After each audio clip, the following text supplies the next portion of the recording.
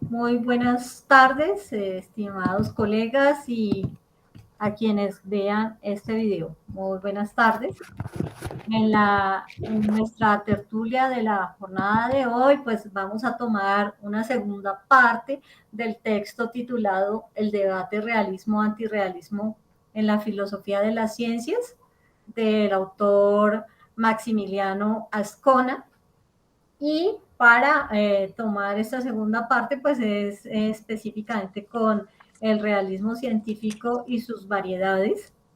De este texto, pues tenemos que tener en cuenta algunos criterios que tuvimos en la tertulia anterior, porque son como el enfoque o la introducción a este apartado, los cuales corresponden a tener claro que aquí está presente tres niveles, por lo menos, de el tema del realismo antirrealismo, de ese debate realismo antirrealismo, que son el nivel ontológico, el nivel epistemológico y el nivel semántico. Recordemos que el nivel ontológico se pregunta por de qué modo y qué existe. Está el nivel epistemológico, que se pregunta qué se puede conocer de las entidades que existen. Y el nivel semántico, qué tipo de referencia establecen las teorías con las entidades que existen. Esto para que tengamos en cuenta que pues en el transcurso de nuestra temática se van a presentar estos elementos y de alguna manera no muy específica también está presente el nivel lógico. Entonces, esto lo comento como un preámbulo para que tengamos en cuenta que hizo parte de la sesión anterior, pero que hoy vuelve a tocarse en diferentes aspectos. Entonces, les doy la palabra para que puedan ir haciendo sus intervenciones y podamos hacer nuestros comentarios o preguntas. Bueno, voy a tomar la palabra con base en los tres niveles que Astrid ha señalado eh, y que estuvimos examinando en la sesión anterior. El nivel ontológico, que se refiere a los entes, a los seres, a los objetos eh, que se estudian, que se analizan y que en este caso tiene que ver con el conocimiento científico. Al nivel epistemológico, que se refiere a la manera como conocemos esos seres, entes u objetos, y el nivel semántico, la manera como los denominamos en términos de estructura lingüística y lógico-matemática. Pues podemos decir que se encuentran eh, unas posturas que son extremas, y hay una que se llama, o que el autor Ascona llama realismo científico acérrimo, que algunos otros lo podrían calificar como realismo ingenuo, el cual parte de adoptar hipótesis como las siguientes: que las entidades postuladas por las teorías científicas existen y que sus características son ontológicamente independientes de cualquier forma de conocimiento posible, es decir, una manifestación de objetividad absoluta, donde le da la existencia a esas entidades independiente de la conciencia de los sujetos que las podrían conocer. El segundo elemento serían que esas entidades a las cuales se refiere el primer postulado o hipótesis son perfectamente cognoscibles, y que por ello el conocimiento que se obtiene de las mismas es un conocimiento objetivo, es decir, que se refiere al objeto de esas entidades, a su naturaleza, a atributos y características que le son propias en su sustancia, su esencia, su naturaleza, sin que en ello intervenga en él nada referido a cualquier vinculación del sujeto. Lo único que haría el sujeto ahí es hacer una actividad refleja, de espejo, de registro de lo que hay en el objeto. Y la tercera hipótesis sería que las teorías que elaboramos sobre dichos objetos por lo tanto son verdaderas si y solo si, es un requisito sine qua non, se corresponden con ellos, es decir, una relación de isomorfismo entre la teoría y lo que es ontológicamente el objeto del cual habla la teoría. Esas tres hipótesis corresponderían a esa postura extrema del realismo científico acérrimo, que algunos lo denotarían como un realismo científico ingenuo.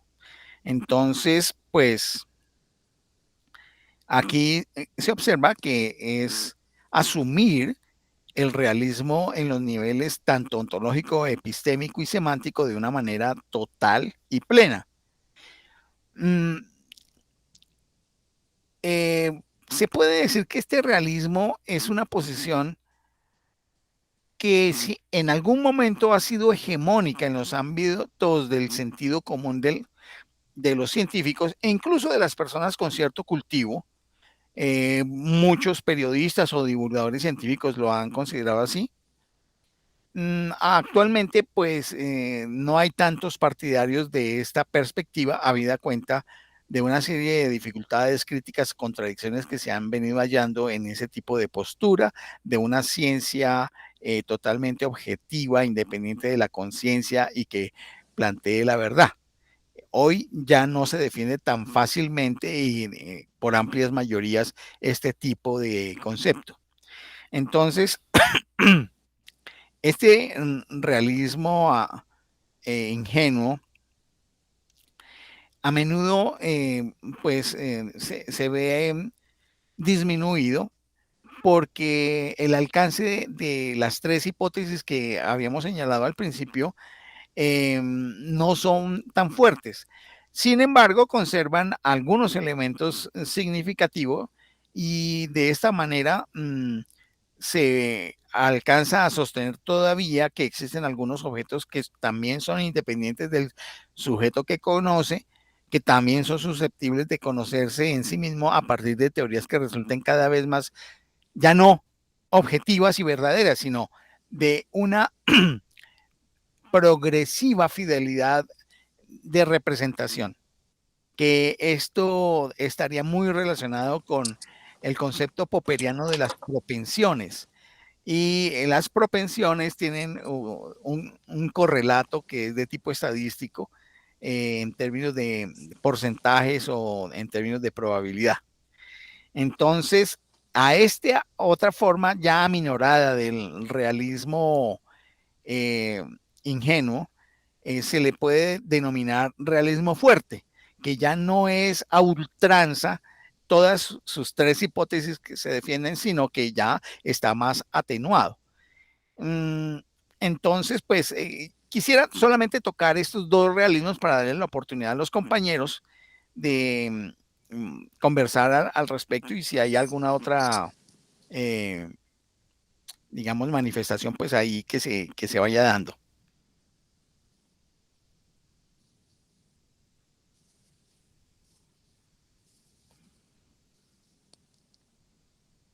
Armando, ¿quieres hacer tu comentario?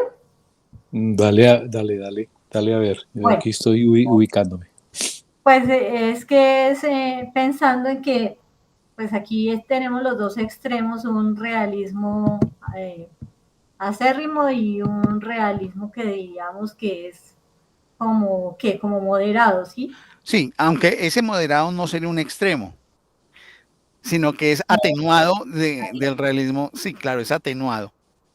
Bueno, pero entonces yo en todo lo que fui leyendo y como haciendo estas comparaciones, podríamos ver que por las mismas características, no, por estos niveles de lo carácter ontológico, del semántico y del epistemológico, y es también en relación como a unos momentos de la historia de la ciudad de la ciencia en algún sentido, porque precisamente en la versión de Guillermo de Ockham y de estos nominalistas, tiene unas condiciones más ontológicas Si lo comparamos con los realismos, por ejemplo, de Frege, de que ya en estos tiempos más recientes se va más como por una versión semántica.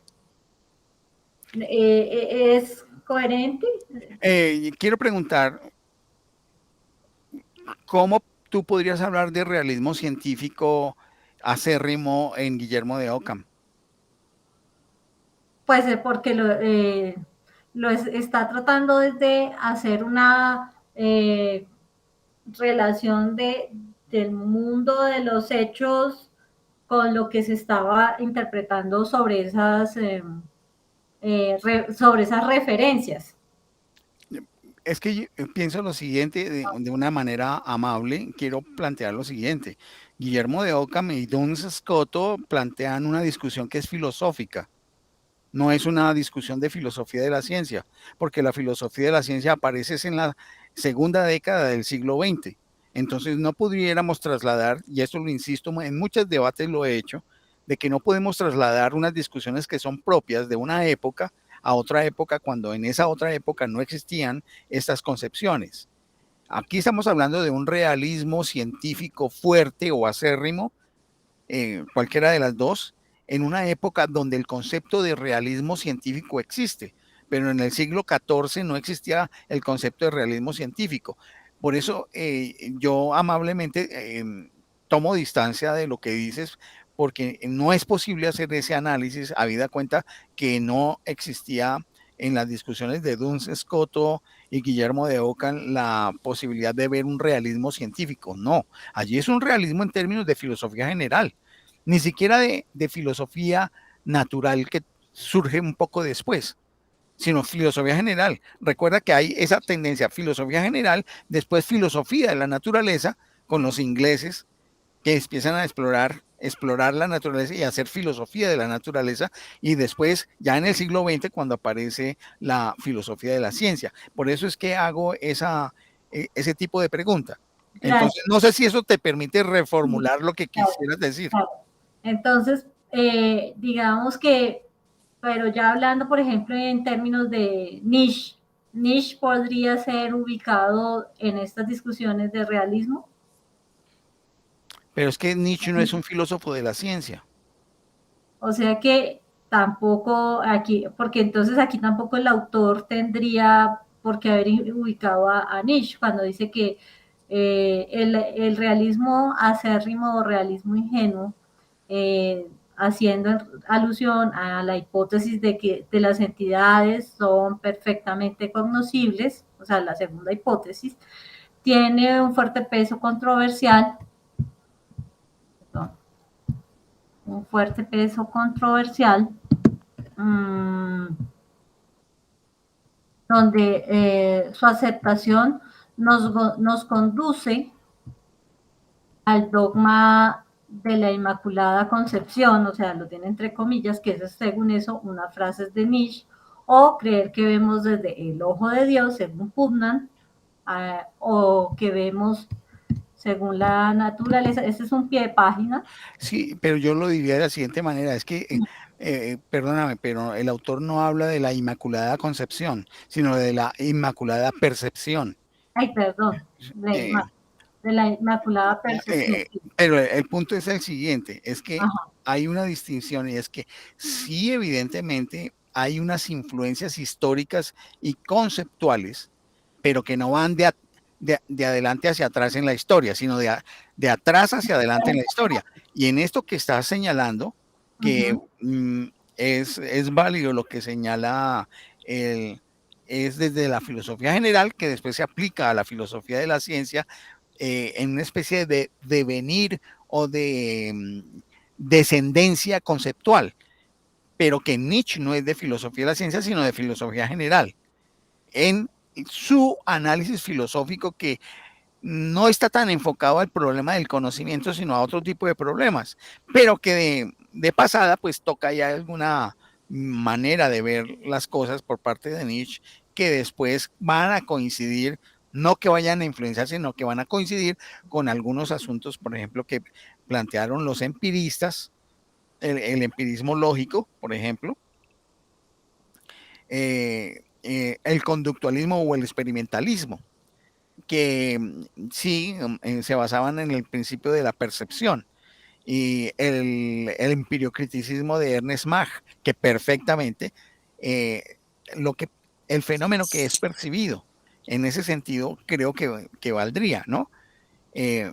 Entonces, no sé si con esto se te aclara la idea, porque es que aquí un asunto es de ubicarlos bien históricamente cómo es el desenvolvimiento de los conceptos, y que no podemos meter un concepto de un momento histórico en otro cuando no existe, o de traslapar de un concepto que es en un momento histórico con un significado a otro momento histórico.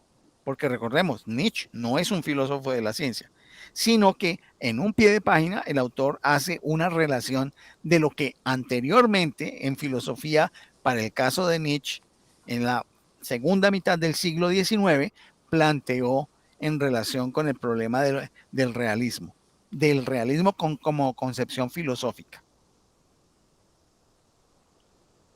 Sí, y en ese caso, entonces, lo que uno puede tomar en cuenta es que esas posturas, o sea, lo que yo he querido plantear hace un momento, entre el realismo ingenuo y eh, el realismo Acérrimo. acérrimo, gracias. Acérrimo. Serían unos debates, gracias, unas discusiones o unas distinciones propias de, digamos, de lo que tiene que ver con lo que se desarrolla a partir de la filosofía de la ciencia del siglo XX, y que con ello lo que tenemos es en cuenta que hay unas herencias que vienen en la historia de las ideas de la ciencia, que en ese caso uno podía hasta tomar ideas de Platón y Aristóteles como herencia, Sí, que es lo que nos pero yo haría también, ustedes me van a excusar, y los que estén observando el video me excusarán mi insistencia en la precisión. No sería historia de las ideas de la ciencia, historia de las ideas. Historia de las ideas, porque en Platón no estamos hablando de historia de las ideas de la ciencia, porque es filosofía general. En Nietzsche también es filosofía general. En Guillermo de Ockham, filosofía general. Entonces, lo que pasa es que hay una relación directa entre ciertas ideas de la filosofía general que después, cuando se especializa la filosofía para el caso de la ciencia, pues por supuesto tiene su aplicación. La historia de las ideas de la ciencia uno las puede registrar, sí, a partir del siglo XVI, siglo XVII, con los filósofos experimentalistas ingleses, por ejemplo, y todos aquellos que haciendo filosofía trataban de explorar la naturaleza para decir cómo funcionaba, que implica, por ejemplo, la aparición de la Royal Society en Londres, donde se reunían los filósofos para mirar cómo funcionaba la naturaleza, que esta es una etapa previa para lo que después es el desarrollo de las ciencias, de las distintas ciencias y de las técnicas que van a generar todo ese otro desenvolvimiento del siglo XIX y ya en el siglo XX, el desarrollo propio de la ciencia y de la tecnología y posteriormente de la tecnociencia.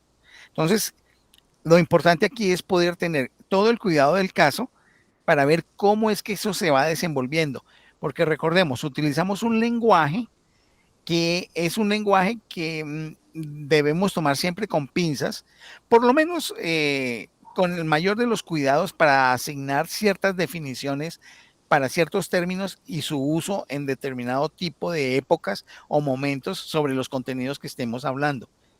Esa sería como mi mejor recomendación, que nos permite podernos entender por un lado y llegar a las mejores precisiones en lo que queremos decir.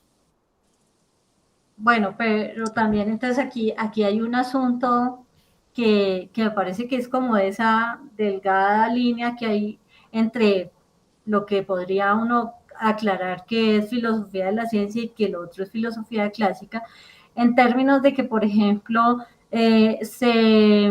con esto del lenguaje, aquí se filtra con frecuencia las expresiones como la verdad, y midiéndolo como si pudiéramos, por ejemplo, tomar estas distinciones de las características del realismo científico en términos de quienes asumen la verdad como algo más aproximado o que resulta como la verdad que tiene más validez. Entonces, en ese caso, sobre todo porque es que la literatura está llena de esto, de esa categoría que bien uno más bien la clasificaría como parte de esa parte semántica que tiene la filosofía clásica y de la cual la filosofía analítica buscó siempre cómo sacar esa metafísica. Entonces, digamos que una de las cosas que uno encuentra cuando lee, por ejemplo, a Maximiliano Ascona, que ahí hay como esas mezclas y que a veces también cómo poder tener esa delicadeza y no caer en estas, digamos, imprecisiones que tú también estás ayudando a aclarar o a recordar. Bien, yo veo lo siguiente.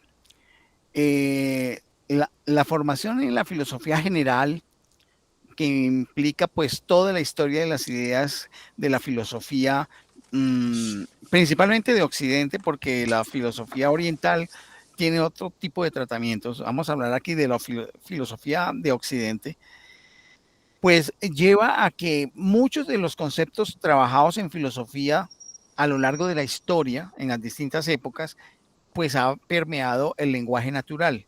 Eso se entiende. Y esas dificultades que tú estás señalando son, llamémoslo así, concomitantes con esa permeabilidad dentro del lenguaje natural.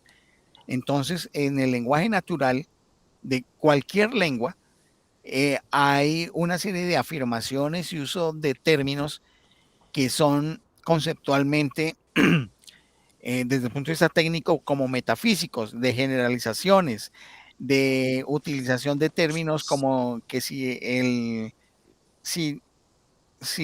tengo este pocillo o mug en mi mano izquierda, entonces digo que esa afirmación es verdadera. Claro, cuando nos vamos ya a un lenguaje más sofisticado, teniendo en cuenta todo lo que sucedió con el giro lingüístico que lo propuso la filosofía analítica a raíz de todo lo que hemos dicho con el Círculo de Viena, con Wittgenstein y toda la filosofía analítica inglesa, incluyendo allí la filosofía analítica de la ciencia, pues nos ha correspondido hacer las desgloses y distinciones de señalar qué es lo que es verdad en el lenguaje científico, distinguiéndola de la verdad dentro del lenguaje natural de las distintas lenguas, distinguiéndola de la verdad lógica dentro de las proposiciones y el cálculo lógico de proposiciones, porque allí también hay un concepto de verdad. Entonces tenemos que hacer esa distinción del concepto de verdad en los distintos ámbitos en los que estamos trabajando. Pues hoy por hoy no podemos decir que las teorías son verdaderas, ¿sí? Hay algunas propuestas de verosimilitud o de adecuación, creo que ustedes lo han leído, de que las teorías son adecuadas con los datos empíricos, que las teorías son corroboradas o que las teorías son confirmadas. Esto ha sido dentro de la historia y que las teorías son adecuadas.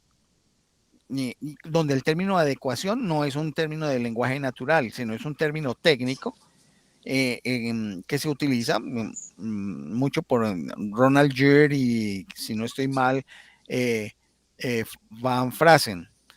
Entonces, y muchos otros filósofos de la ciencia, por supuesto, que vienen trabajando esto. Seguramente muchos científicos de las distintas ciencias podrán seguir hablando de que estas teorías de la biología o esas teorías de la física o esas teorías de la química son verdad, cuando no se tiene un cultivo en filosofía de la ciencia. Esto hace que sea un poco más complejo el asunto.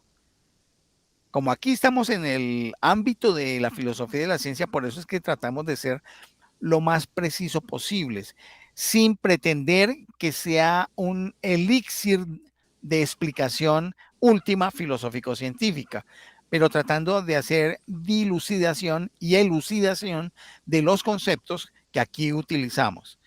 Entonces, siempre va a haber esa dificultad entre el lenguaje técnico y el lenguaje natural, porque incluso aquí hablando entre nosotros, necesariamente permea el lenguaje natural.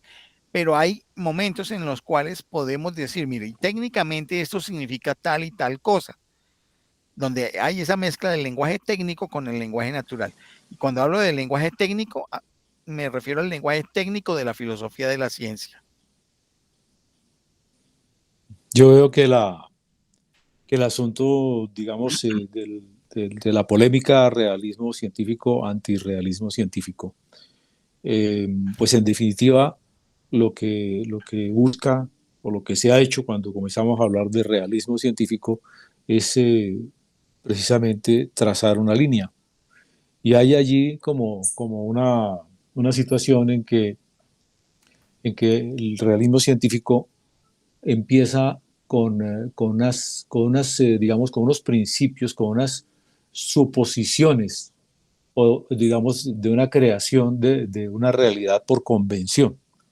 Es lo que yo veo. Entonces, claro, cuando dice que una teoría, cuando una teoría se genera, es porque esa teoría científica existe y que generalmente, digamos, las teorías científicas también traen como una historia, ¿no? Hay como un pasado de la teoría científica que con el tiempo pues se van a modificar.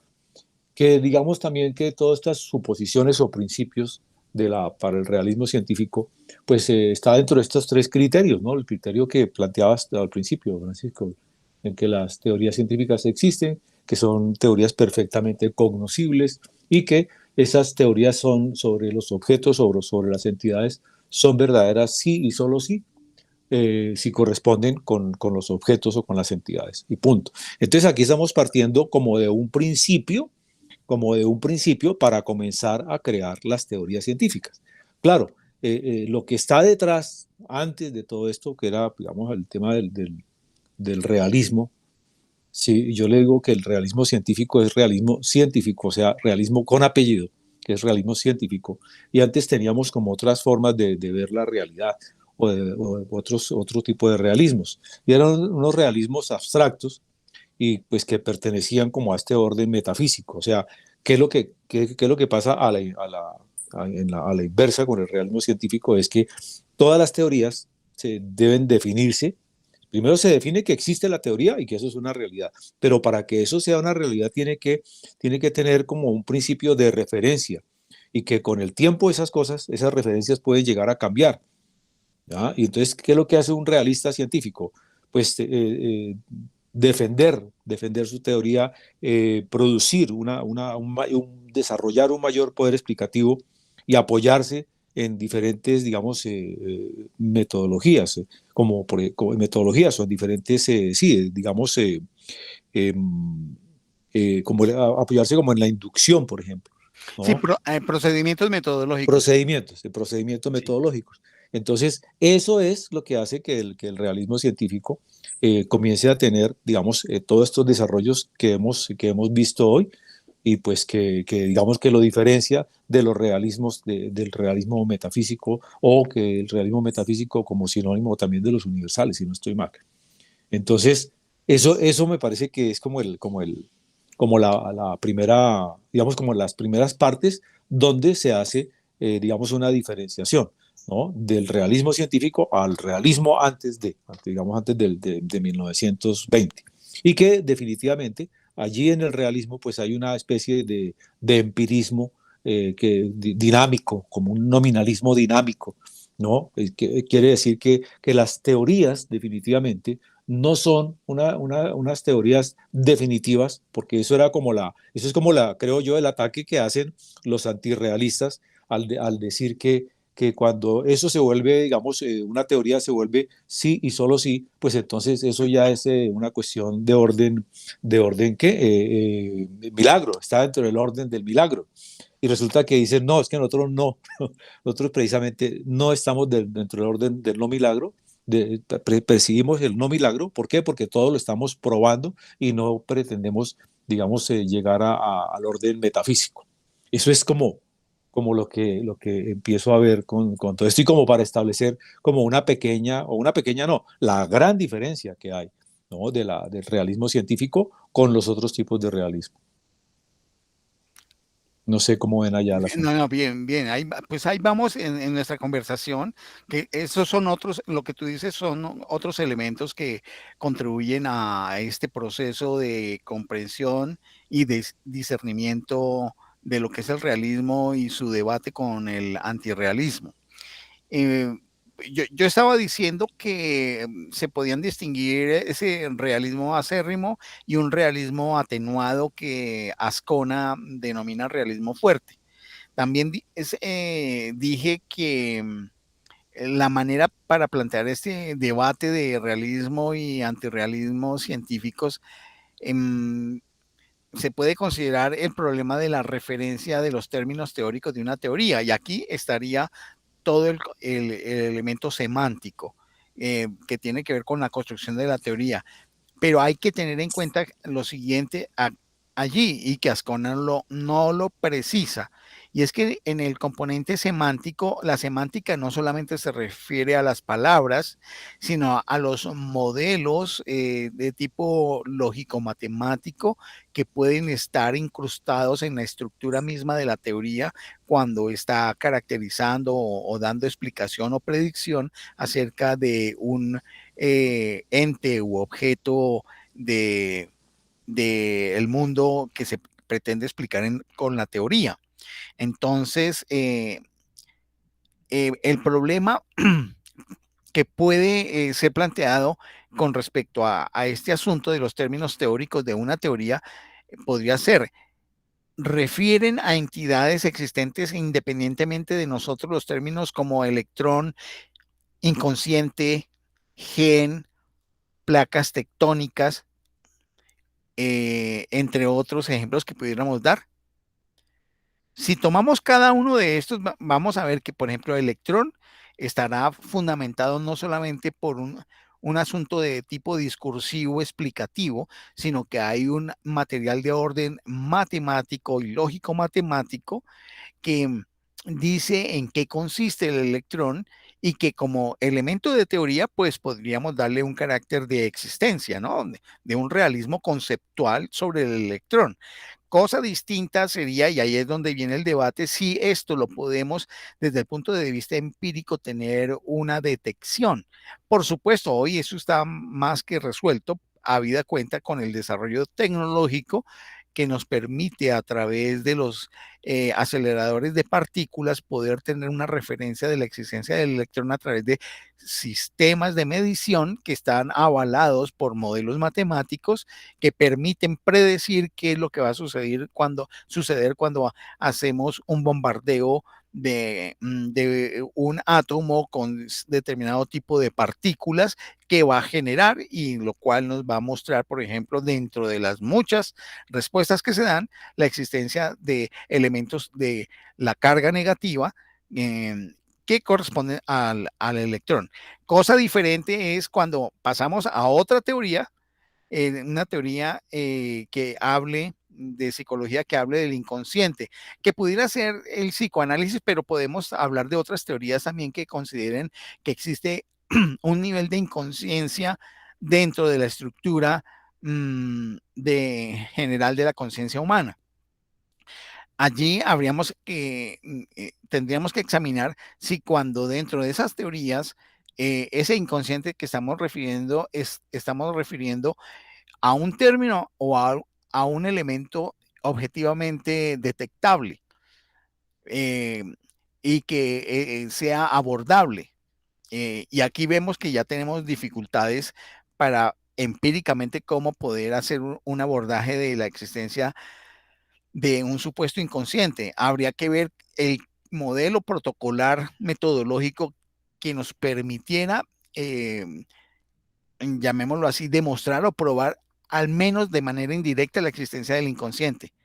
Cuando estamos hablando de gen, bueno, ya tenemos con la microscopía electrónica de barrido o las otras técnicas que hay de microscopía de alto nivel de observación, podemos decir que, bueno, ya podemos saber que gen está referido a una serie de cadenas de, de nucleótidos dentro del ADN que nos permite identificar lo que es un gen. Ahora bien, de las placas tectónicas habría que también hacer prueba empírica para saber si las hay o no las hay, o si es un concepto que nos permite entender cierto tipo de fenómenos que sí se pueden medir. Creo que aquí se van dando ustedes cuenta cómo la posibilidad de prueba empírica a través de medios tecnológicos y modelos metodológicos nos podrán dar el carácter de realidad o de real, de elemento real para cada uno de estos conceptos que hemos determinado. Siendo así, de esta manera, es la referencia, el concepto de referencia, y yo lo podría decir en términos de Frege, de Gottlob Frege, la referencia es lo que está en juego con respecto al ente y la denominación del mismo. Es decir, importa menos saber si lo que se dice acerca de una entidad postulada es más o menos verdadero que saber si se ha descubierto que esa entidad objetivamente existe. Entonces, en la medida en que se haya podido probar, entonces, en términos fregeanos, podríamos decir que se ha alcanzado la referencia, porque hay una adecuación entre lo que se ha indagado y la denominación de lo que se ha indagado al interior de la teoría. Yo entiendo que este tipo de cosas a veces se puede constituir en algo un poco denso, pero es muy importante tenerlo en cuenta porque en la medida en que seamos muy juiciosos en el análisis de los contenidos de teoría, podremos saber cuán fuerte y pesada es una teoría en términos de su consistencia acerca de lo que ella expone. Entonces, podemos decir que las mejores teorías que tenemos actualmente probablemente tienen una referencia que es genuina a unos objetos a los cuales se está refiriendo. Podríamos decir que los teóricos en las teorías científicas, me refiero a los términos no observacionales, de los cuales hay un ejemplo en los 4 objetos que dimos, como el del inconsciente, necesariamente se requiere ser pensados como expresiones supuestamente referenciales. Las teorías deberían ser interpretadas de una manera realística, sin decir que el término obedece a un ente que exista realmente y que es más como un apoyo de carácter interpretativo para poder tener una comprensión global de la teoría. Esto lleva a una serie de dificultades, como ustedes se darán cuenta, porque es preferible en ese caso sí poder tener, llamémoslo así, un registro que permita sospechar la existencia evidente del ente al cual se refiere la teoría. Podríamos decir también, y en esto pues me acuerdo de algo que dijo Astrid hace un rato, que el realismo científico se define también a través del tiempo, pues habría una continuidad o conservación de la propiedad referencial de un objeto a pesar de que se den cambios teóricos. Y eso sí nos damos cuenta en física. Por ejemplo, en la física de Newton tenemos el concepto de tiempo. El concepto de tiempo que está también manifestado en los términos de unas mediciones y por lo tanto una aplicación de manera matemática y lógico-matemática. Pero también tenemos el concepto de tiempo, por ejemplo, en, en la física relativista. Y por supuesto podemos también hacer mediciones de tiempo en la física de partículas. Entonces, hay algunos conceptos que pueden tener un continuo de sus propiedades a través del tiempo en teorías diversas que pueden evolucionar o pueden transformarse. En Perdón, ese sentido, es el ejemplo de lo que yo presenté con lo de epilepsia. explica, explica. Precisamente estamos tomando la referencia en este caso epilepsia, y que si lo vemos en el tiempo, en la historia de lo que es el tema de salud y de la relación de signos, síntomas y también personas en las cuales podemos ver esos signos y síntomas, en el tiempo, desde el siglo IV antes de Cristo, se está utilizando el término epilepsia, aunque tengan algunas variaciones, porque las hubo, pero en esencia el término se conserva hasta la actualidad, pero se puede ir evidenciando cómo las mismas ciencias de la salud, todas las disciplinas que tienen que ver con las ciencias de la vida hoy, están diciendo que yo puedo encontrar que hay una diversidad de signos y síntomas que aparecen por momentos, que son necesarios estarlos examinando tanto en casos particulares como en colectivos, y eso lo que hizo fue con el tiempo generar en los manuales del DSM-5 una forma diferenciada de irla entendiendo. Y en el DSM-3, por ejemplo, fueron más exhaustivos en decir que se comporte así la persona, o se le vean signos y síntomas como estos. Pero ya en el 5 empiezan a decir, no, es necesario que cuando vayamos a hacerla, establecer que hay esa condición llamada epilepsia, entonces ya no podemos ser tan exactos y necesitamos más bien es reunir conjunto de características. Claro, será bueno, Astrid, que para las personas que vean el video puedan entender mejor el asunto, explicar en qué consiste el DCM.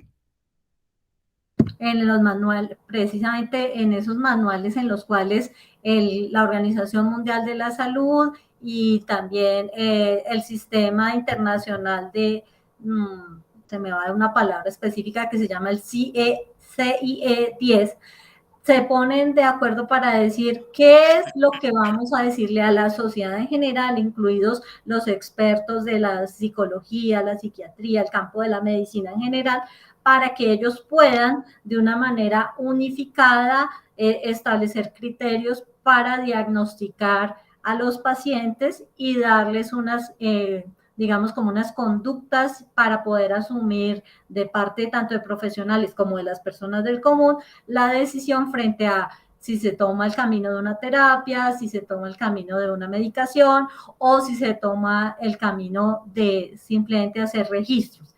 Entonces, eso es un conjunto que incluye tanto a los expertos en salud como a quienes a niveles digamos, superiores en el sistema global se ponen de acuerdo para decir cómo se le da la información a la población en general para la toma de decisiones con respecto a los procedimientos tanto terapéuticos como quirúrgicos. Muy bien. En ese sentido, entonces, con el propósito de continuar la explicación de esta permanencia que diacrónicamente se mantienen ciertos conceptos que se refieren a ciertas entidades, es decir, objetos o fenómenos objeto de investigación. Podemos decir que en el caso de Joseph Smith, que es uno de los precursores del el estructuralismo metateórico, que es una tendencia en filosofía de la ciencia para ver las teorías como estructuras lógico semánticas referidas a cálculo a cálculo lógico, pero referida a teorías de conjuntos, señala que la referencia de algunos términos utilizados en la ciencia empírica permanecen fijos, como decíamos anteriormente para los casos de la física y ahora del caso de la psiquiatría, como lo señala Astrid, mientras que los enunciados de las teorías empíricas formulados con esos mismos términos pueden cambiar y evidentemente cambia. Otro exponente del estructuralismo metateórico, como el filósofo eh, hispano-venezolano Ulises Moulines, señala que la referencia de la mayoría de los términos centrales de la mayoría de las teorías científicas permanece fija a pesar de que esas teorías se alteren sustancialmente o incluso sean sustituidas por otras. Ese es un elemento que es fundamental que lo tengamos en cuenta, lo cual le permitiría pues como cierta defensa para el realismo científico de que hay ciertas entidades que permanecen. Esto podría llevarnos a decir que se puede notar que para el realismo científico en general, los entes teóricos son reales en el mismo sentido en que lo son los entes observables. Eh,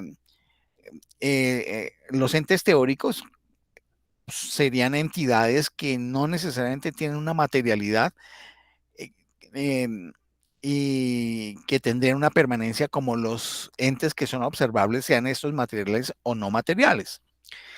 Pues esta tesis, que se podría denominar la equivalencia ontológica entre estos dos tipos de entes, encierra justamente lo que ha sido rechazado por los partidarios del antirrealismo científico. El antirrealismo científico pueden aceptar de que existan trazos específicos en una cámara de niebla, por ejemplo, equivocaciones al hablar, caracteres similares en la descendencia de la progenie o movimientos en la superficie terrestre, es decir, entidades observables. Pero el antirrealismo científico rechaza todo carácter de hipostación o reificación, es decir, de convertir en una cosa algo que es un mero concepto a las entidades teóricas que se postulan para darles explicación. Por ejemplo, el concepto de electrón, si no tiene una referencia de tipo experimental, donde se pueda registrar ciertos efectos que teóricamente se pueden prever, sería colocarle un carácter de existencia objetiva a un elemento que es meramente conceptual. Y a esto se le llama reificación, es decir, volver res a algo que no es cosa. El caso del inconsciente, que como señalaba anteriormente, pues sucede con él lo mismo. En el caso del gen y las placas tectónicas también habría algo semejante, aunque hay mayor posibilidad de poder dar prueba experimental de la posibilidad de su existencia. ¿Esto qué quiere decir? Que los antirrealistas científicos niegan la equivalencia del estatuto ontológico de los términos o de los entes teóricos con respecto a los entes observables.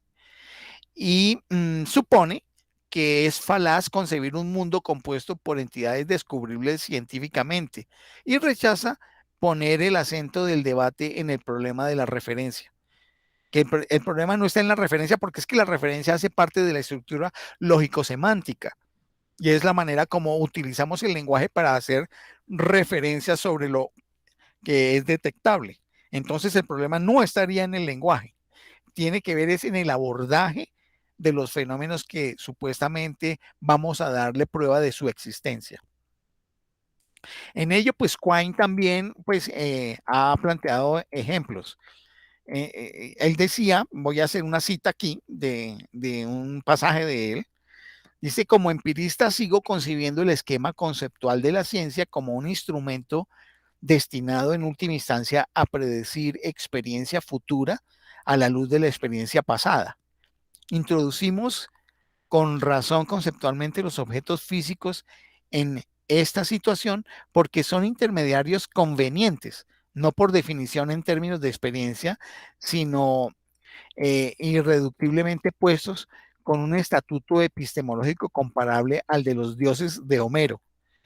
Y señala Quine: yo por mi parte, como físico lego que soy, creo en los objetos físicos y no creo en los dioses de Homero, y considero un error científico orientar su creencia de este modo. Pero en cuanto a fundamento epistemológico, los objetos físicos y los dioses de Homero difieren solo en grado, no en esencia, porque los dos son conceptos que se suponen están allí de algo que supuestamente existe objetivamente. Ambas suertes de entidades integran nuestras concepciones solo como elementos de cultura. Y mire que ese es otro elemento que va surgiendo y que nos pone a pensar. El mito de los objetos físicos es epistemológicamente superior a muchos otros mitos porque ha probado ser más eficaz que ellos como procedimiento para elaborar una estructura manejable en el flujo de la experiencia. Entonces, en este caso, pues hay unas dificultades, indudablemente, tal como lo plantea Quine, con respecto a hacer la separación de aquellas cosas que consideramos que existen, que no son científicas, con respecto a cosas que suponemos que existen dentro de teorías científicas. Yo voy a parar acá para darle la oportunidad a ustedes de que me digan algunas cosas con respecto a esto último que he venido diciendo sobre la existencia o no existencia de los términos teóricos en términos de su objetividad como realismo. Sí, es que precisamente el asunto está en que digamos, uno puede, digamos, confundirse cuando comienza a avanzar en todo este asunto, porque ese término de la teoría científica y de la realidad y todo, y de lo real, entonces comienza como a convertirse en algo, digamos, que a nivel semántico nos hace pensar, nos hace olvidar, perdón, que realmente el realismo científico es una teoría y es un acuerdo y tiene unos principios. Y sobre esos principios nosotros vamos a comenzar a construir una, una, una, una realidad, unos hechos, vamos a descubrir unos hechos y todo eso está siempre dentro de un nivel, dentro de un convenio. Y vamos a tener que comenzar a desarrollar una cantidad de teorías y de conceptos que de alguna manera tienen que llegar a los sujetos, tienen que ser cognoscibles y que esas realidades, digamos que aquí lo que yo observaba es que la misma teoría que si hoy en día tenemos, digamos, los microscopios y todas estas cosas, los lentes, etcétera, que son un instrumento, la teoría también se convierte en un instrumento. Eso es lo que me parece, pues. Y que esas dos cosas, esos instrumentos físicos y esas teorías se van a comportar como si fueran de verdad. La teoría se comporta como si fuera de verdad, que hoy en día, digamos, apoyada por el instrumento, pues le da como más fuerza a la teoría y esto se va digamos, a ejercer sobre todo sobre lo no observable. Nosotros no sabemos nada, incluso yo diría que sobre los observables hay cosas que nosotros no percibimos, no nos damos cuenta y que solamente en el desarrollo de una teoría, de una forma de conocimiento, pues vamos a comenzar a descubrir cosas, ¿no? Digamos como el comportamiento social o lo que hoy en día tenemos como los famosos algoritmos, que uno habla de los algoritmos y resulta que el algoritmo es una cosa por allá lejana que la gente no lo está viendo y digamos, comenzamos a hacer teoría y esa teoría al final del tiempo o al cabo de los años va a comenzar a tener una consistencia. ¿Por qué? Porque son unas consecuencias sobre el mundo que compartimos, digamos, sobre lo observable. Entonces, el asunto para mí está en que si se mantiene siempre, digamos, la gran diferencia entre esto que antes llamábamos la realidad, que la realidad finalmente era también abstracta, ¿no? Como el orden metafísico. Eso es abstracto. Entonces, ¿por qué hoy cuando nosotros creamos o cuando la ciencia decide determinar 3 criterios para comenzar a hacer un estudio y profundizar, pues me imagino que en ese orden también está el cuento de que, bueno, es que antes era este orden metafísico, pues allí había una cosa de orden como milagroso y la ciencia, entonces al colocarse a inventar una teoría sobre algo que no ve, que no existe ni nada, pues también está colocándose en el plano milagroso. Y resulta que no, no porque la teoría científica definitivamente cada vez se tiene que ir apoyando en los hechos, las construcciones semánticas que hace, pues tienen que ser corroborables, se pueden precisar y bueno, y por eso dice al principio que los criterios, de los 3 criterios de la teoría, del realismo científico, pues tienen que estar dentro de eso. Entonces, de pronto hay como lo que yo veo es que se puede generar como una distancia, pero solo hasta que tú entiendes que es una posición y que es conveniente, y a partir de eso podemos encontrar, digamos, se han descubierto muchos fenómenos. Sí, creo es muy juicioso lo que está señalando, y esto nos permite ver de a poco que la dilucidación sobre esas posturas no es un asunto que está acabado, porque encontramos razones y críticas para las distintas posturas, para las dos posturas del realismo científico con sus distintos matices, y para también el antirrealismo científico. Por ejemplo, en el antirrealismo científico los términos son herramientas conceptuales. Mira, y ahí coincidiría con el planteamiento que harías tú sobre el carácter de las teorías. Y preguntarse por la referencialidad sería un error que malinterpreta su función en el marco de la actividad científica.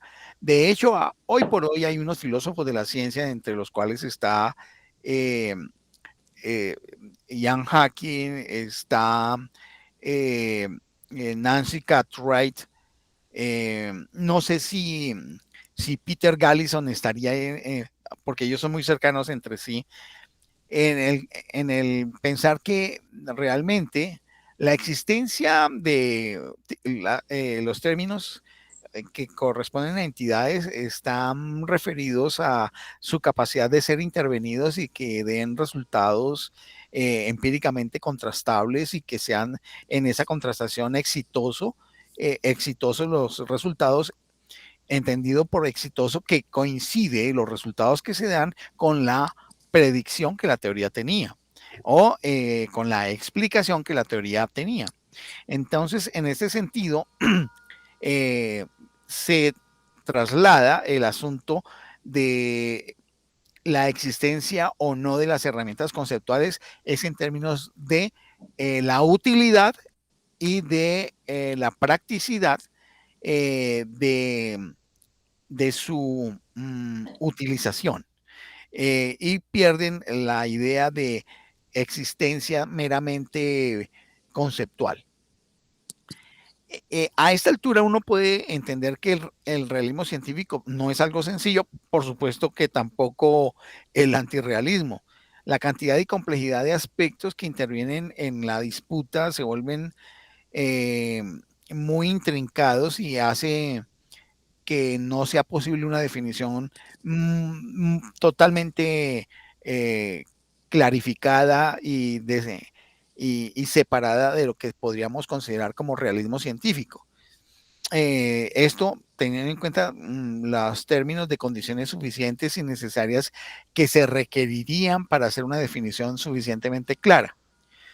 Mencionaba que Jan Hacking ha expresado que las definiciones de realismo científico solamente señalan una orientación, y es una tendencia, tratándose más de una actitud antes que un pensamiento acabado. Podría decir en ese sentido Hacking que es más un movimiento de pensamiento dentro de el pensar la ciencia, antes que una doctrina filosófica científica.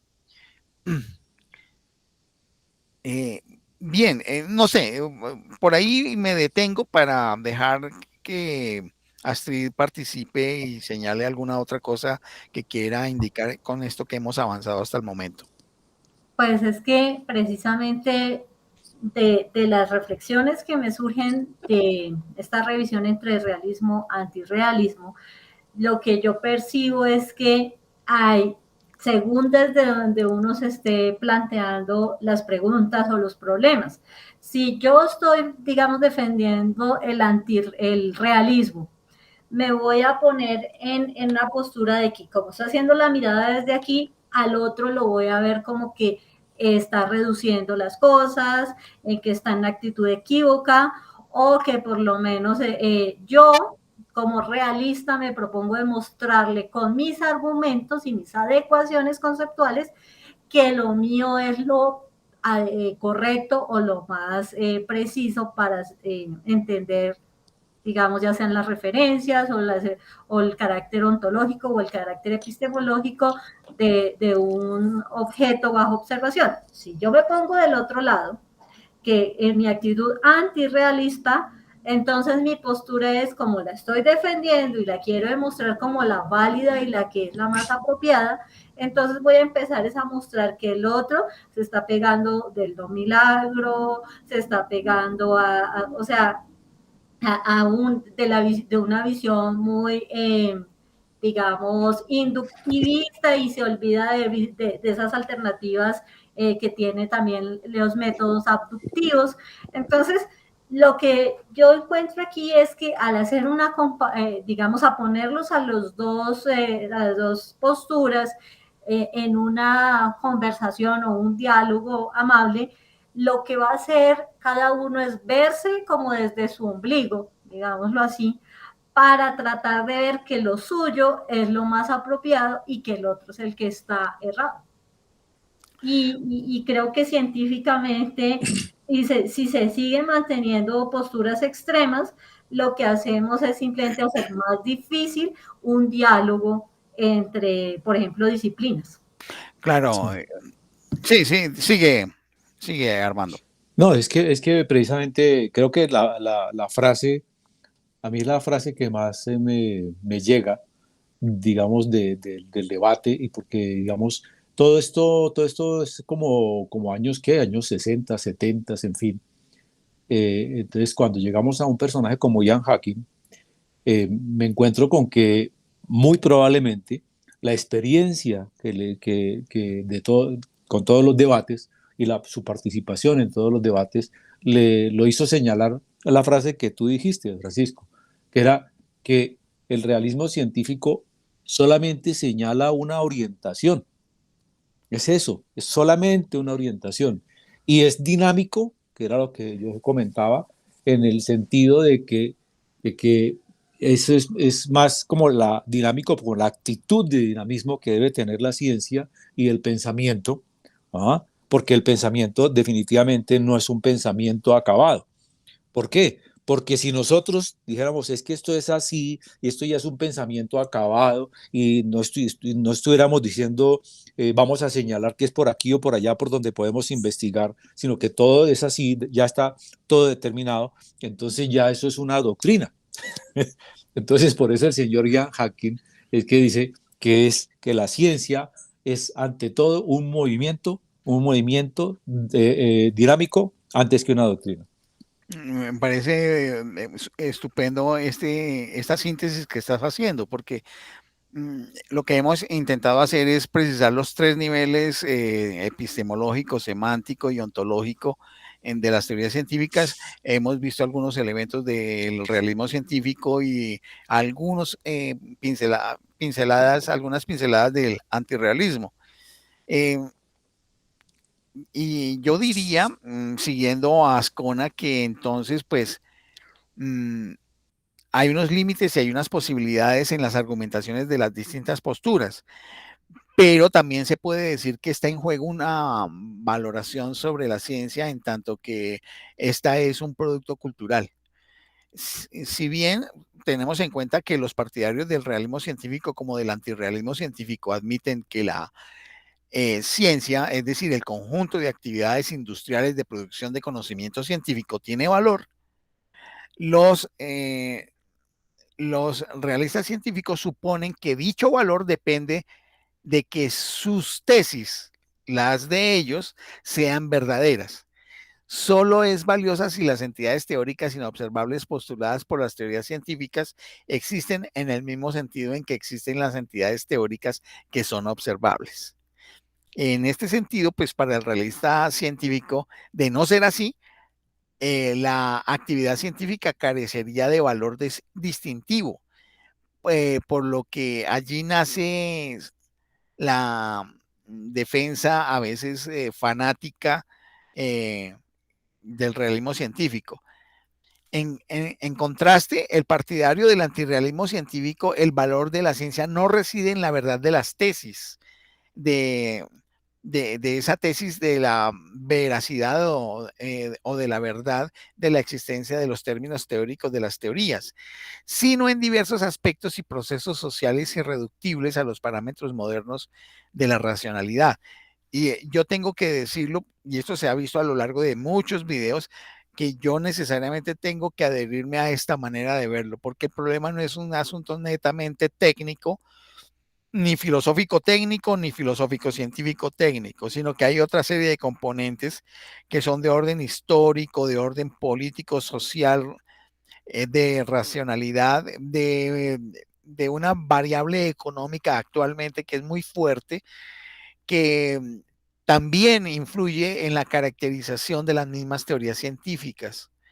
Y en ese sentido, pues hay un distanciamiento de ese realismo científico acérrimo o ingenuo del cual estábamos hablando al inicio. Así, de esta manera, pues para algunos defender el realismo es intentar preservar las únicas cualidades que de abandonarse constituirían una pérdida moral irrecuperable para las comunidades. Esto lo plantea, por ejemplo, Rom Harré, del cual hemos hablado en otras tertulias. Para otros filósofos de la ciencia, en la medida en que la objetividad es un mero argumento para obligar al prójimo que acepte nuestros deseos, el realismo debe ser necesariamente abandonado y sustituido por una mirada que sea solidaria, colectiva, construida. Esto al decir de Richard Rorty.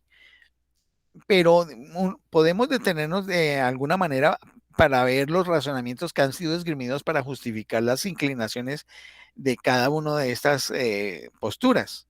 Y podemos ver algunas razones en favor del realismo científico, pero también algunas críticas que pueda tener esta tesis. Y aquí vamos a adelantar o desarrollar algo que había ya anticipado Armando.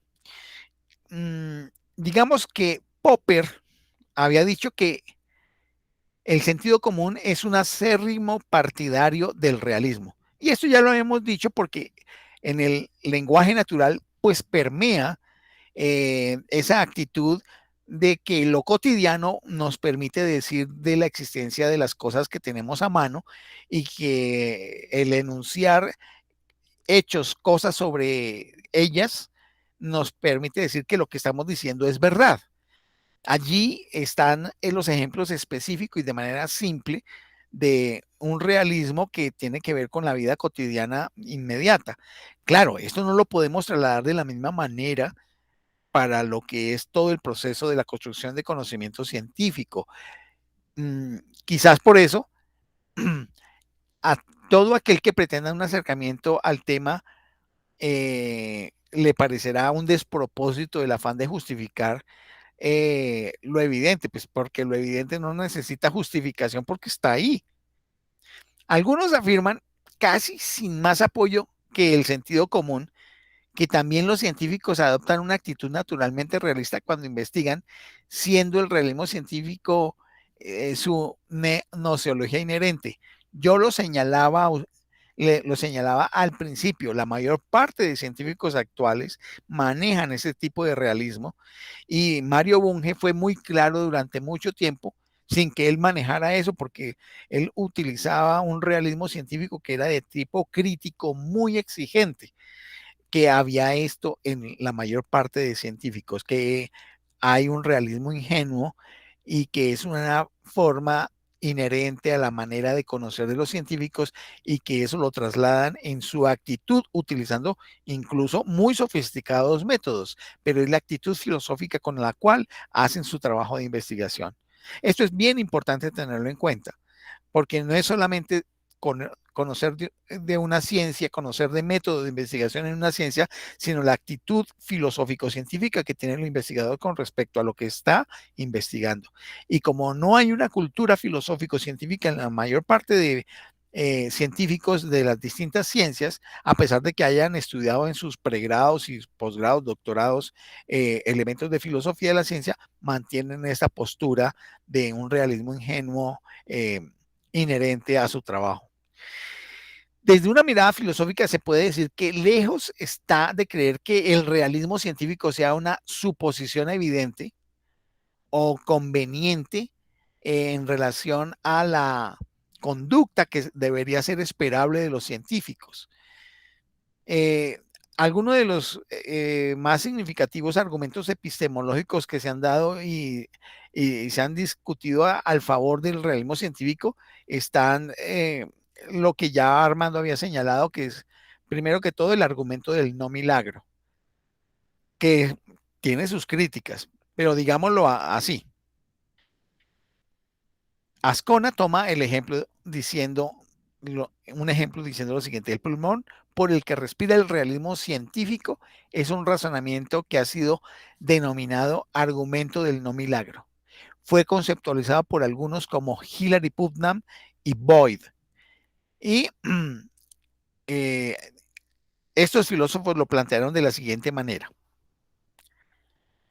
Cuando defienden su posición los realistas típicamente suelen argumentar en contra de alguna versión del idealismo que en este momento podríamos decir del positivismo o del operacionalismo científico, y señalan que el típico argumento realista contra el idealismo es que del éxito de la ciencia hace un milagro. Entonces, Berkeley necesitaba a Dios justamente para dar cuenta del éxito de las creencias sobre las mesas y las sillas y los árboles en el patio.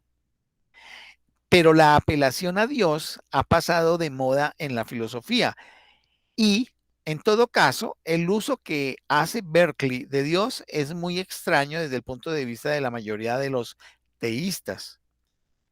Y el positivista moderno tiene que dejar sin explicación, dice el realista, que los cálculos del electrón y los cálculos del espacio-tiempo y los cálculos del ADN predigan correctamente fenómenos notables. Sí, en realidad no hay ningún electrón, ningún espacio-tiempo curvo en ninguna molécula de ADN. Si hay tales cosas, entonces una explicación natural del éxito de estas teorías es que estas son descripciones parcialmente verdaderas de cómo ellos se comportan. Y una explicación natural de la manera en que las teorías científicas se suceden unas a otras, por ejemplo, la manera en que la relatividad de Einstein reemplazó a la gravitación universal de Newton, es que una descripción parcialmente correcta, parcialmente incorrecta de un objeto teórico, en este caso el campo gravitatorio o la estructura métrica del espacio-tiempo o ambos, es reemplazada por una mejor descripción del mismo objeto u objetos. Pero si estos objetos realmente no existen en absoluto, entonces es un milagro que una teoría que habla con éxito de la acción gravitatoria a distancia prediga fenómenos y que efectivamente cuando se va al momento experimental, lo que predice la teoría acontece. Es un milagro que una teoría que habla del espacio-tiempo curvo prediga exitosamente los fenómenos. Y el hecho de que las leyes de la teoría anterior sean derivables en el límite de las leyes de la última teoría no tienen ninguna importancia metodológica. Entonces, en este sentido, no se puede concebir que pudiera haber un milagro. Debe haber una conexión y aquí estaría el concepto de cómo ciertos términos o entes teóricos pueden permanecer a lo largo del tiempo en teorías distintas, ya que empíricamente lo que puedan predecir acerca de los fenómenos de los cuales hablan esas entidades teóricas acontece experimentalmente. Por lo tanto, no es por milagro que ocurren las cosas, sino porque evidentemente allí hay algo. En este sentido, pues entonces vemos que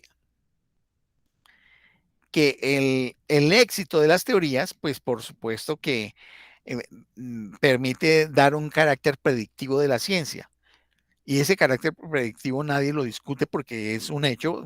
Hay muchas pruebas en distintas áreas científicas que han mostrado predictibilidad de las teorías.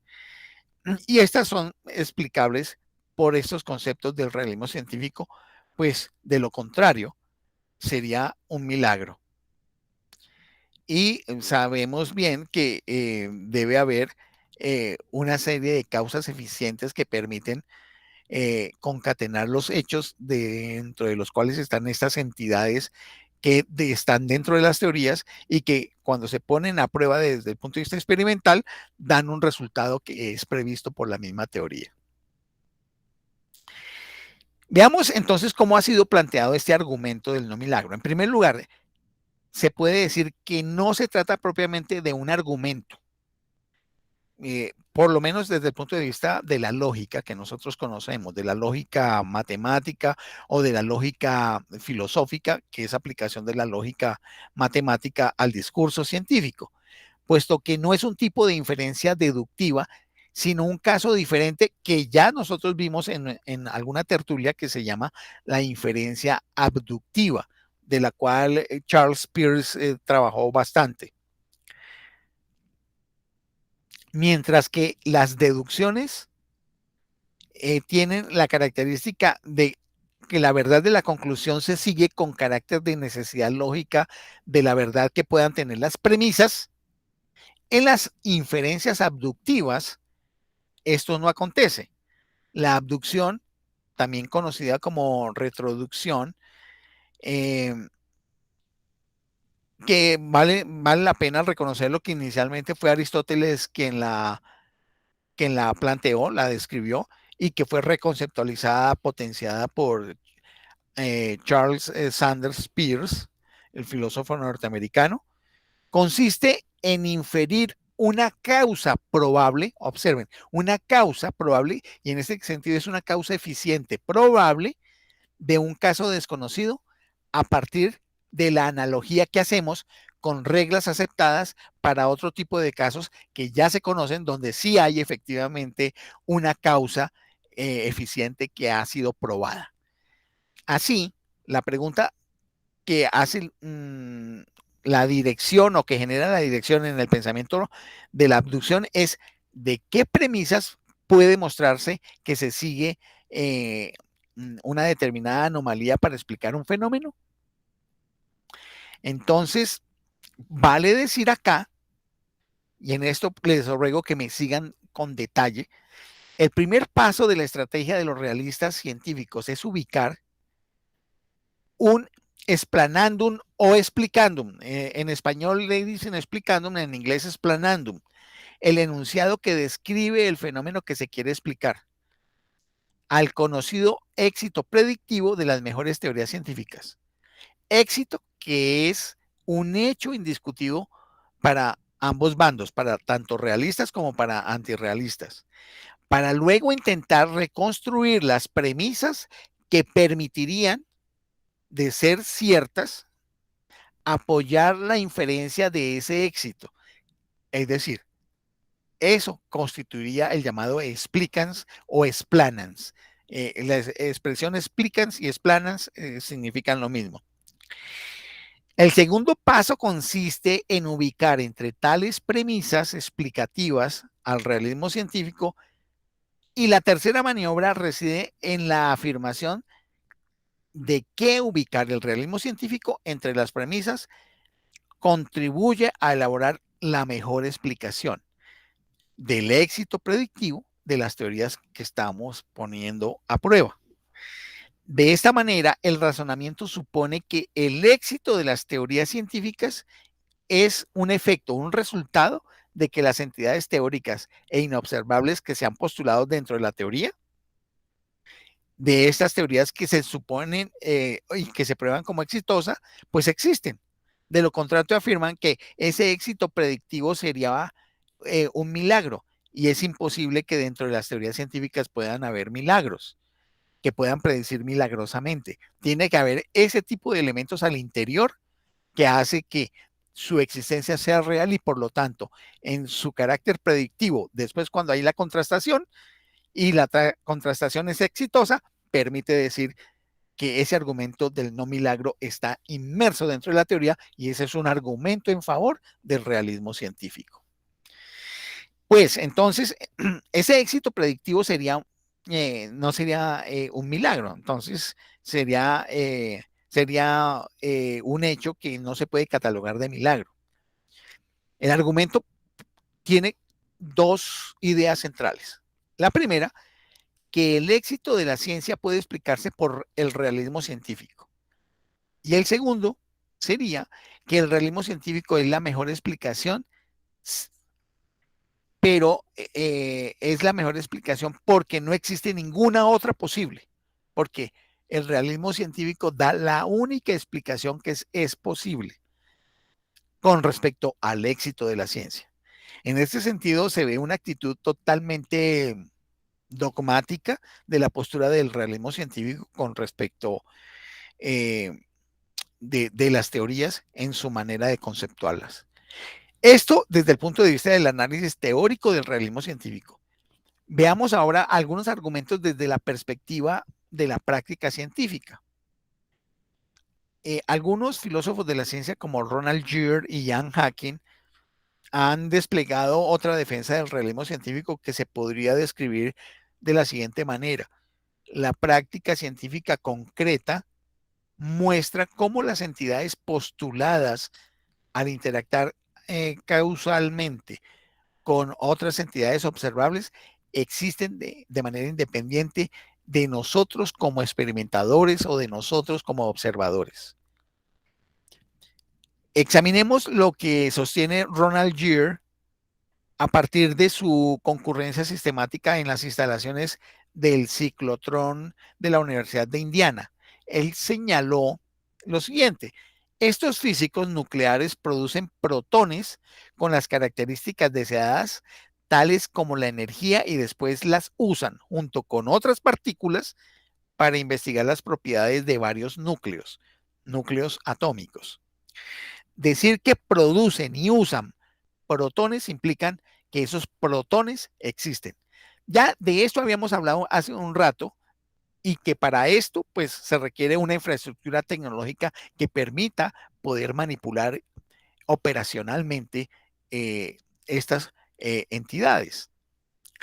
Por su parte, Ian Hacking expresa algo que se parece. Dice: la noción de éxito en la ciencia se refiere fundamentalmente a la adecuación empírica, predicciones y abducciones acertadas, en la medida en que la aceptación de estas es compartida por realistas y por antirrealistas. Se trata de una noción cardinal en el debate. Y aquí me apunto a lo que señalaba Astrid en relación con los extremos, porque Hacking aquí dice: mire, si las dos posturas se ponen de acuerdo en esto, esto es lo que debe ser real. La pregunta cuya contestación es objeto de disputas podría formarse de la siguiente manera: ¿qué es lo que hace que las teorías científicas sean tan buenas herramientas para manipular el mundo? Y aquí entonces vienen las diferencias de los realistas científicos y de los antirrealistas científicos. Podríamos decir aquí que la realidad tiene que ver con la causalidad, pero no toda la causalidad, porque hay otras maneras de entenderlo, como sistemas interactivos de influencia que no son causalidades lineales, como diría Roberto Cañete, ni que serían solamente de una causalidad formal o material o eficiente o causa final. Entonces, las nociones de realidad se forman a través de las habilidades para cambiar el mundo que tiene el investigador, y se considera real lo que estos pueden usar para intervenir en el mundo y afectar algo más, o lo que el mundo puede usar para afectar. El trabajo experimental, y aquí esto es muy importante, proporciona la mejor evidencia para el realismo científico. Esto dentro del planteamiento que hace Hacking. Cuando se logra usar el electrón para manipular otras partes de la naturaleza de una manera sistemática, el electrón ha dejado de ser un ente hipotético o inferido, ha dejado de ser teórico y se torna en un ente experimentalmente contrastable. Y porque exitosamente puede ser utilizado. Y en ese sentido, pues está también el concepto de Nancy Cartwright, que habla acerca de la existencia de los entes en la medida en que son utilizados, operacionalizados con resultados exitosos. Me detengo aquí para darles opción a mis compañeros.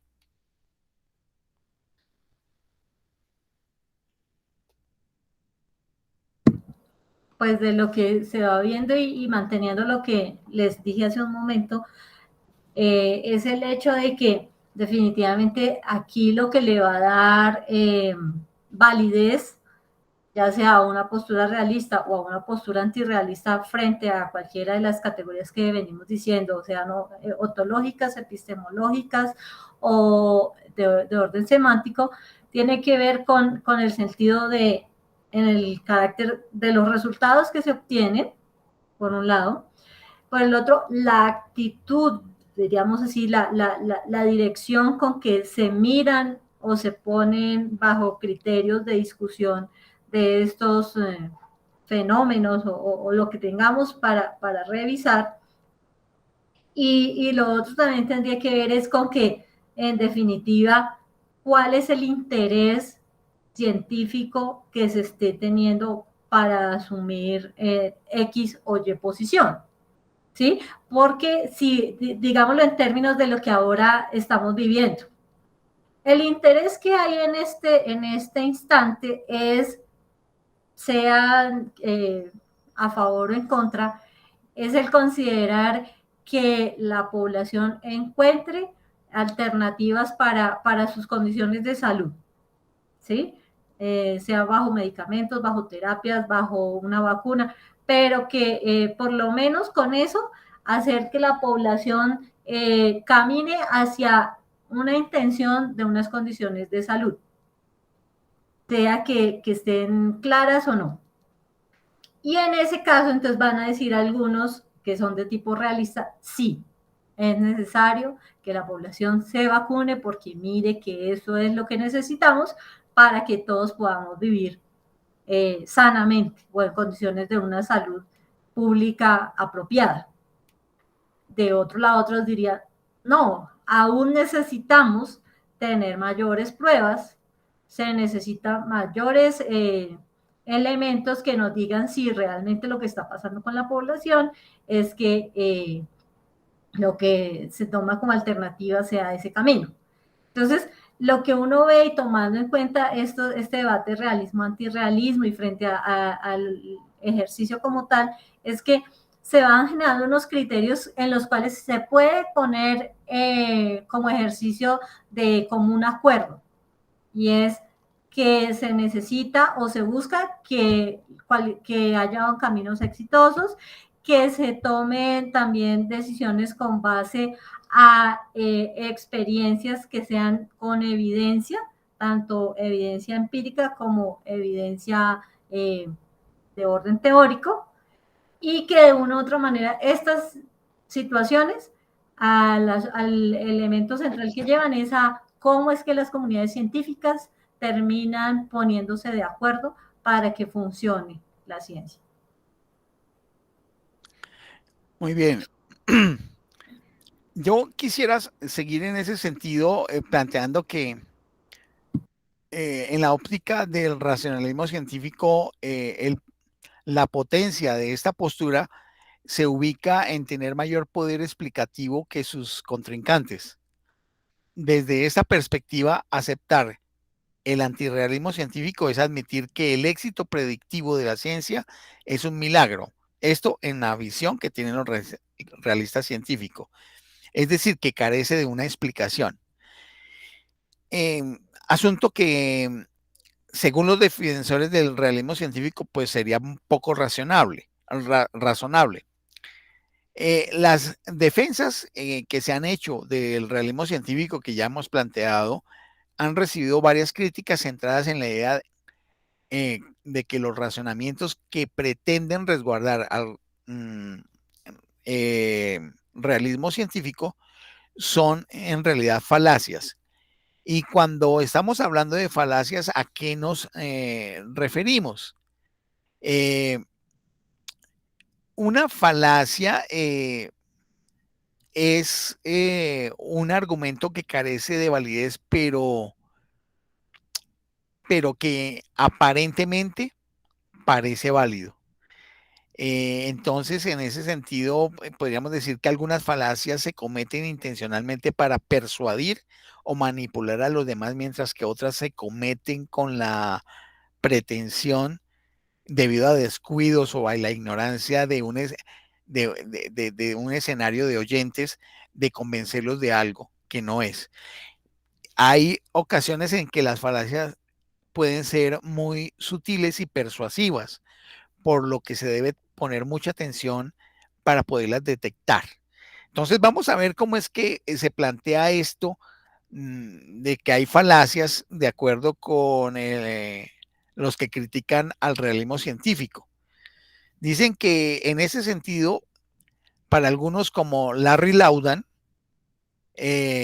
otro filósofo de la ciencia como Fine y otro como Lipton, la falacia consiste en una auténtica petición de principio en donde se postula lo que se quiere probar. Miremos un poco qué es la falacia de la petición de principio o petitio principi, que es como se conoce. Esa petición de principio es suponiendo el punto inicial. Es una falacia informal. Esto está en el libro de copy sobre lógica que yo alguna vez les envié, que se produce cuando la proposición para ser probada se incluye de manera implícita o de manera explícita dentro de las premisas. Y pues claro, si se hace eso, la conclusión va a traer ya la, la premisa en la cual implícitamente se incluyó lo que se quiere probar. Entonces, la primera definición conocida en Occidente de esta falacia fue acuñada por Aristóteles en su obra Los primeros analíticos. Un ejemplo podría ser el siguiente: yo siempre digo la verdad, por lo tanto, yo nunca miento.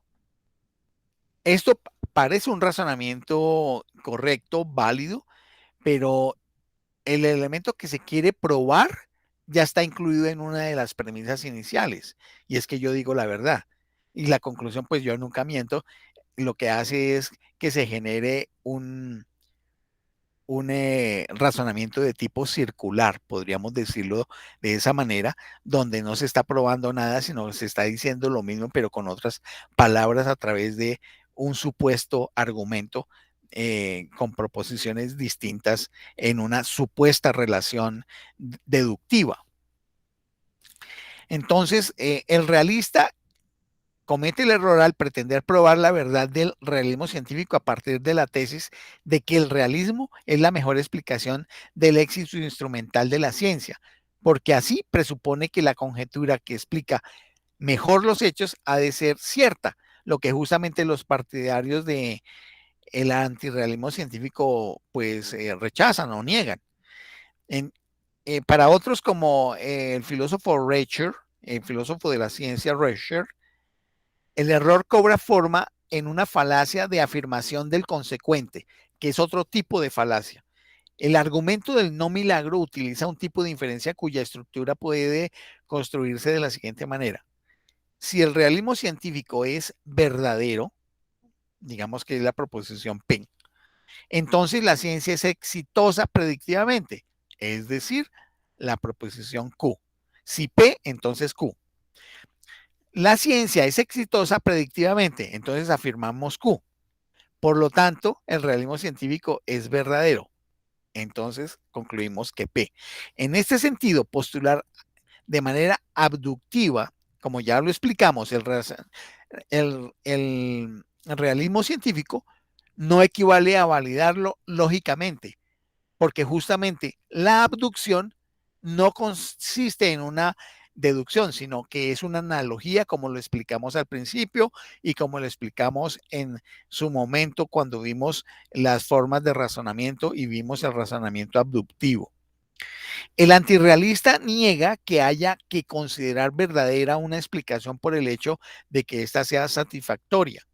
Tampoco sería viable determinar su probabilidad de verdad en los términos que ya habíamos visto carnapianos y de Reichenbach. Más recientemente, dos filósofos, Magnus y Callender, mostraron cómo al interpretar el éxito empírico de una teoría como una prueba para determinar su grado de verdad, estadísticamente hablando, hay dos opciones. O bien, considerar una proporción de base de las teorías verdaderas que sea baja, lo cual lleva a concluir que es muy poco probable dar así con la verdad. O bien, de una manera alta, lo cual nos introduce en el problema nuevamente que dijimos al inicio del appetitio principii, que es incluir lo que se quiere probar en uno de los argumentos de los enunciados iniciales, de las premisas iniciales, para que aparezca en la conclusión. Entonces, en este sentido, pareciera que el razonamiento de la mejor explicación es viable solo suponiendo que una gran proporción de las teorías científicas actuales son aproximadamente verdaderas, cosa que justamente habría que probar, porque esto es no por demostración lógica, sino por prueba empírica. Así, de esta manera, se puede ver que el problema de la justificación del realismo científico pareciera haber sido traído al problema de la validación lógica de las inferencias abductivas. Y ya sabemos que las inferencias abductivas tienen problemas de demostración lógica porque ante todo no es una deducción, sino es una analogía. Entonces, bien, yo me quedo acá y les doy la palabra a ustedes.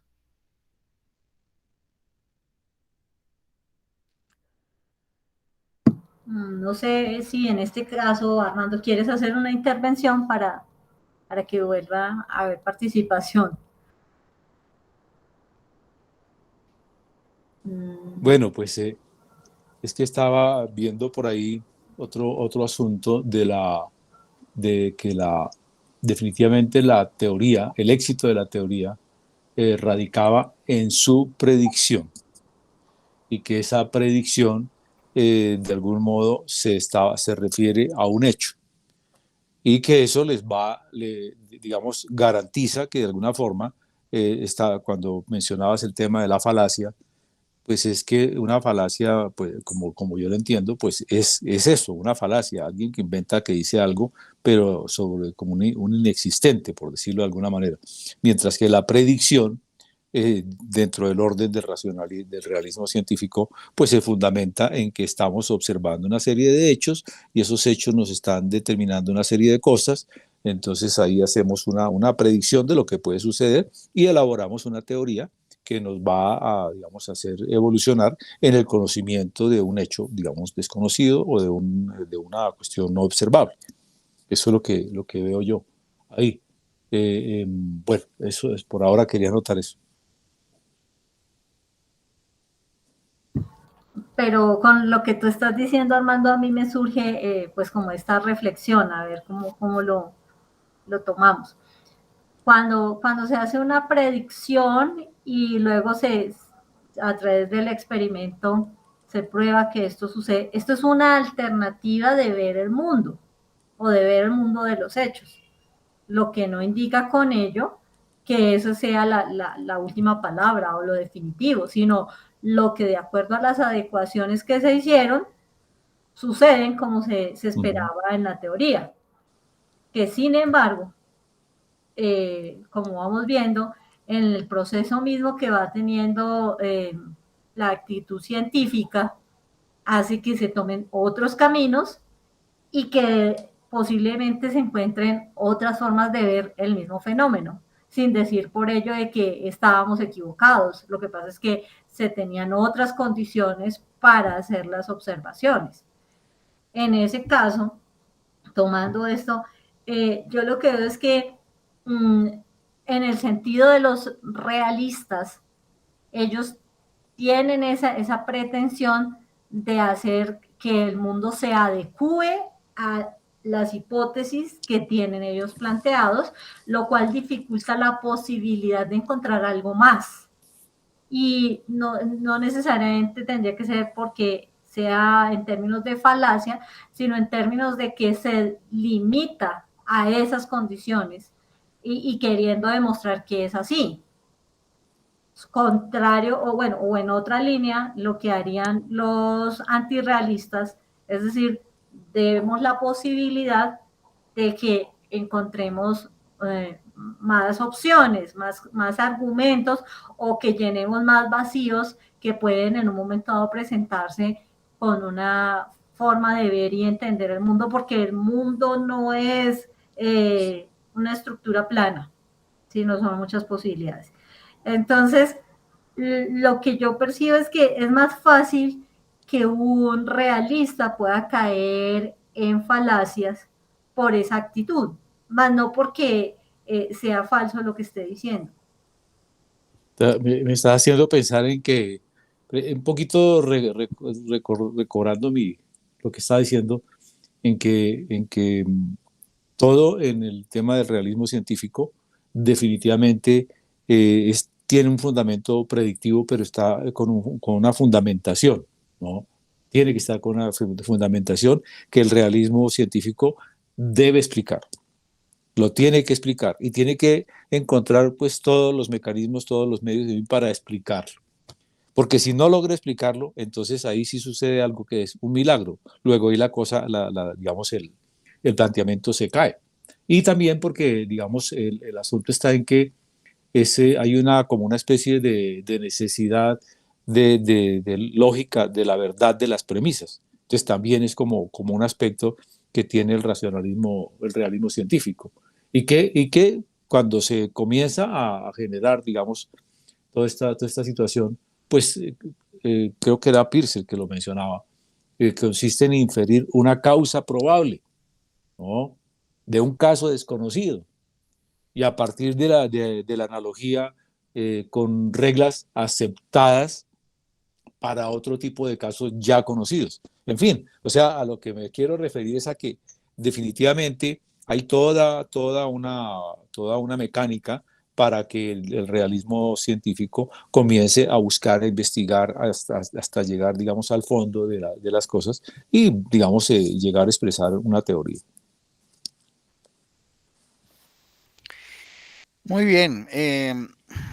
No sé, yo quisiera pues concluir como mi participación en esta conversación que hemos venido haciendo, en dar algunas dos ideas más tal vez en relación con esta caracterización de las posibilidades, de los supuestos y de pronto los errores del realismo científico.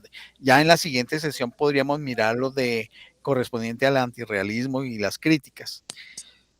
Rom Harré pues ha intentado justificar la suposición del realismo científico intentando sortear la ya señalada circularidad del argumento del no milagro, que ya lo señalamos, que al final de cuentas es una falacia de petitio principi o principi.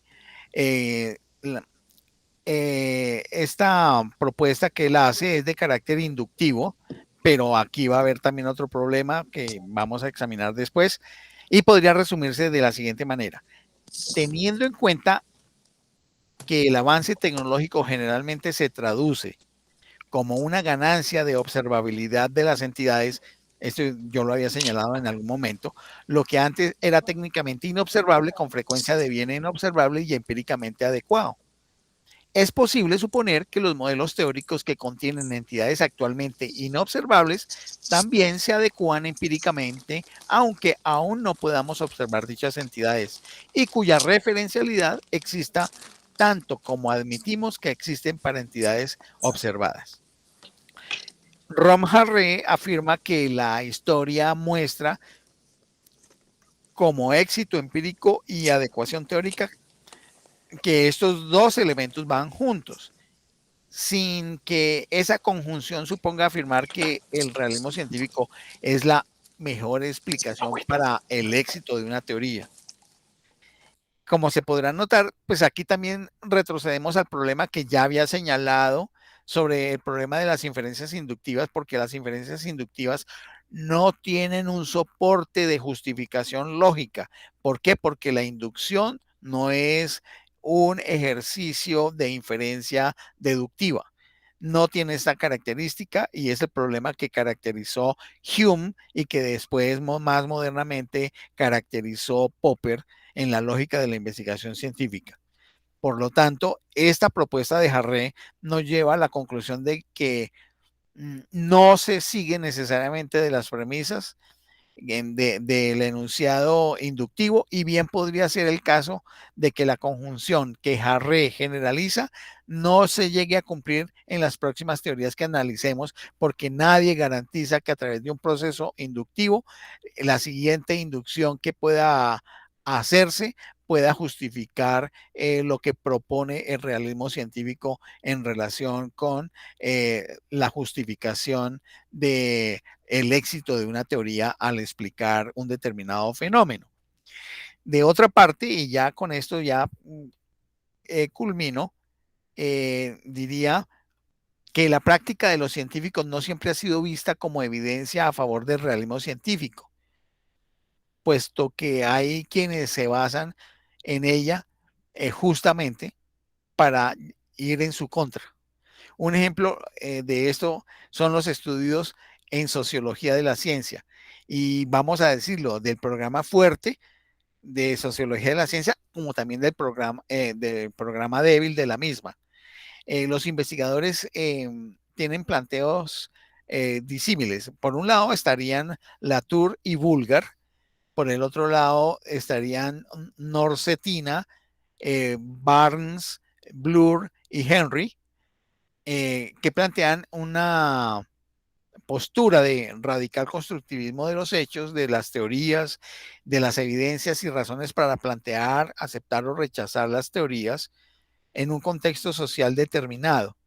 Aquí hay una herencia que proviene básicamente, llamémoslo así, aunque no se acepte, de los análisis marxistas, de los análisis sociológicos originales de Karl Mannheim, que hicieron sobre las relaciones entre ciencia y sociedad.